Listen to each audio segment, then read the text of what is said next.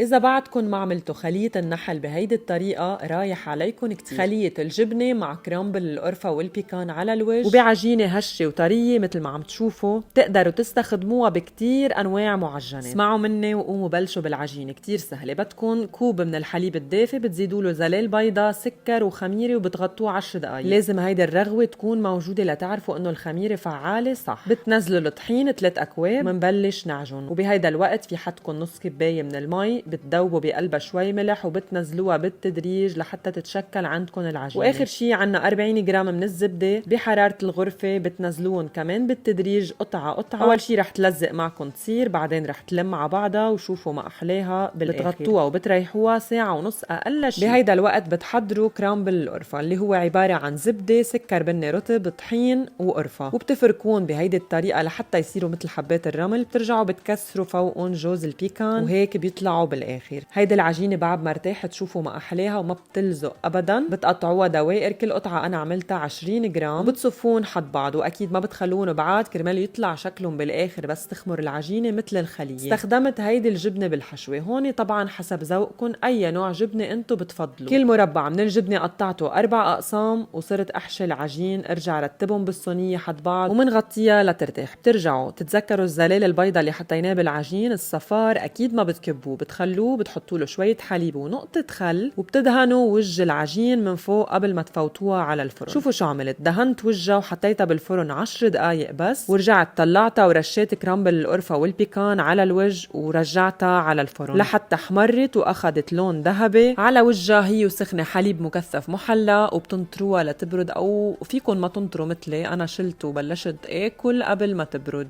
طعمتها بتعقد، لازم تجربوها. حفظوا الفيديو، وهيدي أطيب خلية نحل ممكن تجربوها.